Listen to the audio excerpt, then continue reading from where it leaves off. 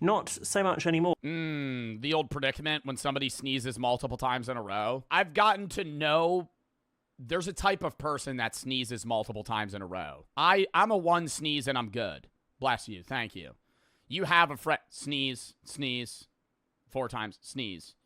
And then you say it once. Right, but it is really awkward when you're like, sneeze, bless you. They sneeze again, bless you. They sneeze again, bless you.